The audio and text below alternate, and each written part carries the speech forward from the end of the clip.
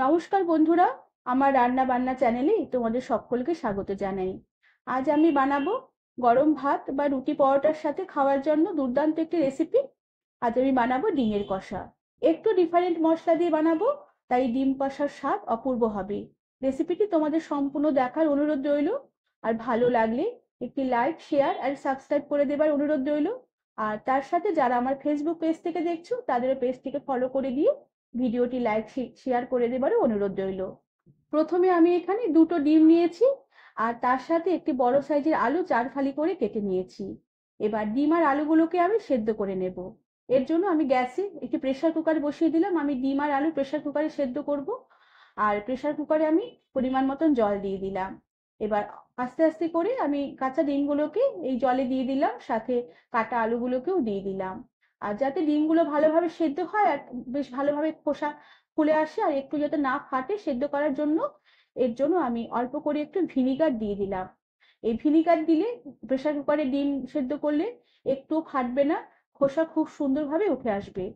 এবার ঢাকনা লাগিয়ে আমি একটা সিটি দিয়ে নেব, আর একদম কুকার ঠান্ডা হয়ে যাওয়ার পরে কুকারে ঢাকনা খুলবো। আর ততক্ষণে আমি এই ডিমের কারির জন্য একটু মশলা বানিয়ে নেব।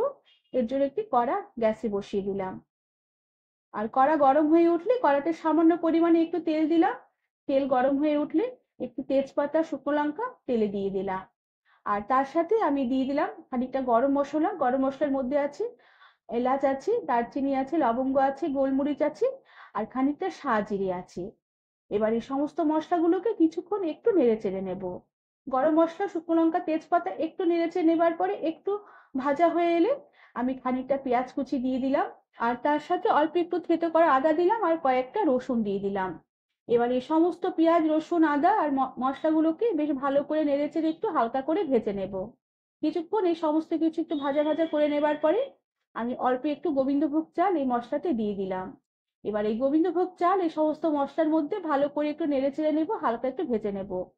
গোবিন্দভোগ চাল ভাজার সুন্দর একটা গন্ধ বেরোলে আমি এই সমস্ত মশলাতে অল্প করে একটু জল দিয়ে দিলাম, যাতে এই সমস্ত মশলাগুলোকে বেশ ভালো করে একটু সেদ্ধ হয়ে যায়। তবে জলের পরিমাণটা খুবই অল্প দেবো, খুব একটা বেশি জল দেওয়া যাবে না, যাতে জলও শুকিয়ে আসে আর মশলাগুলো সেদ্ধ সেদ্ধ হয়ে আসে। জল দিয়ে সমস্ত মশলাগুলোকে ফুল আছে কিছুক্ষণ ফুটতে দেবো। মশলাগুলো বেশ ফুল আছে কিছুক্ষণ ফুটিয়ে নেবার পরে মশলাগুলো বেশ ভালোভাবে সেদ্ধ হয়ে গেলে এবার আমি গ্যাসের আঁচ বন্ধ করে দিলাম, আর মশলার কড়াটা গ্যাস থেকে নামিয়ে নিলাম। আর ঠান্ডা হয়ে গেলে সমস্ত মশলাগুলোকে বেশ ভালো করে মসৃণ করে আমি মিক্সার গ্রাইন্ডারে পেস্ট করে নেব। আর ততক্ষণে আমার ডিমটাও প্রেসার কুকারে সেদ্ধ হয়ে গেছে, আর একটা সিটিও এসে প্রেসার কুকার ঠান্ডা হয়ে গেছে। এবার আমি কুকারের ঢাকনা খুলে দেব। দেখো ডিম একটাও ফাটেনি, একদম গোটা গোটা আছে। আর আলুগুলো খুব সুন্দরভাবে সেদ্ধ হয়ে গেছে। এবার আমি এই কুকার থেকে ডিমগুলোকে আর সেদ্ধ আলুগুলোকে নামিয়ে নেব। নামিয়ে নামিয়ে ঠান্ডা জলে কিছুক্ষণ ডিমগুলোকে, আলুগুলোকে রেখে দেবার পরে ছিলকে ছাড়িয়ে নেব। আর এরপরে আমি ডিমের মধ্যে একটু কাট লাগিয়ে নেব, যাতে ডিমগুলো ভাজার সময় ফেটে না যায়। আর এরপরে ডিমের মধ্যে অল্প একটু নুন আর অল্প একটু হলুদ গুঁড়ো ডিম আর আলুর মধ্যে বেশ ভালো করে মাখিয়ে রেখে দেব। আর এরপরে আমি ডিমগুলোকে ভেজে নেব। এর জন্য কড়াতে পরিমাণ মতন তেল বেশ ভালো করে গরম করে নিয়েছি। এবার নুন হলুদ মাখানো ডিমগুলোকে আমি তেলে দিয়ে দিলাম। এবার ডিমগুলোকে তেলের মধ্যে একটু নেড়েচেড়ে হালকা লাল করে ভেজে নেব। ডিম একটু হালকা লাল লাল হয়ে ভাজা হয়ে আসলে ডিমগুলোকে কড়া থেকে উঠিয়ে নিলাম। এবার ওই তেলেই আমি সেদ্ধ আলুগুলোকে দিয়ে দিলাম। এবার আলুগুলোকেও কিছুক্ষণ নেড়েচেড়ে হালকা করে একটু ভেজে নেব। আর আলুর টুকরোগুলোকেও তেলের মধ্যে এর জন্য বারবার একটু উল্টে পাল্টে দিলাম, যাতে বেশ ভালোভাবে লাল হয়ে ভাজা হয়ে আসে। আলুগুলো বেশ ভালো করে লাল হয়ে ভাজা হয়ে এলে আমি কড়া থেকে বেশ ভালোভাবে তেল ছেঁকে উঠিয়ে রেখে দিলাম। এরপর এই কড়ার তেলেই আমি অল্প করে একটু পেঁয়াজ কুচি ফোড়ন দিলাম।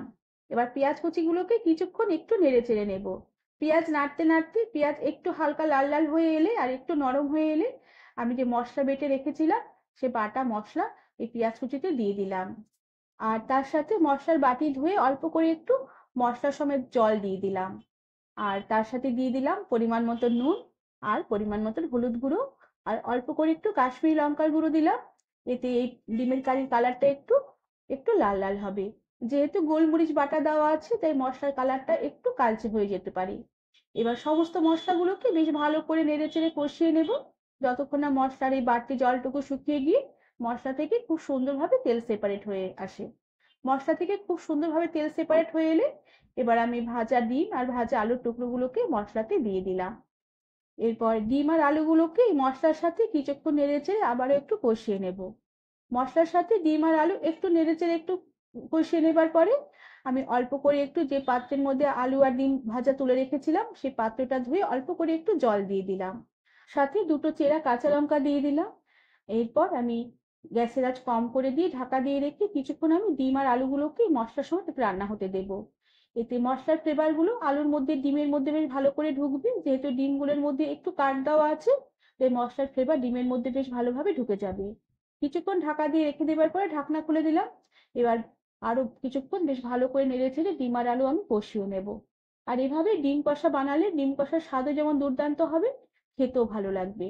আর এরপরে বেশ ভালো করে কষানো হয়ে গেলে আমি অল্প করে একটু জল দিয়ে দেবো, যেহেতু আলুও সেদ্ধ হয়ে গেছে, মশলা বেশ অনেকক্ষণ ধরে কষিয়ে নিয়েছি, তাই খুব একটা বেশিক্ষণ জল দিয়ে ফোটাবার দরকার পড়বে না, তাই অল্প পরিমাণে একটু গরম জল দিয়ে দিলাম।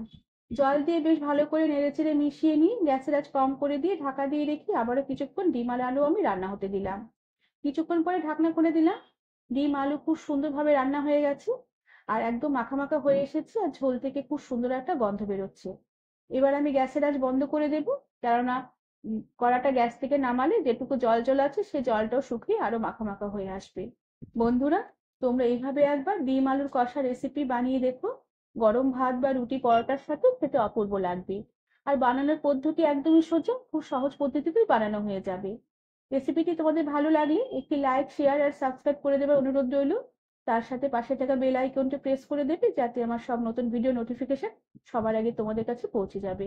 আজ তাহলে আসি, পরে আবার একটি নতুন রেসিপি নিয়ে দেখা হবে। ধন্যবাদ বন্ধুরা।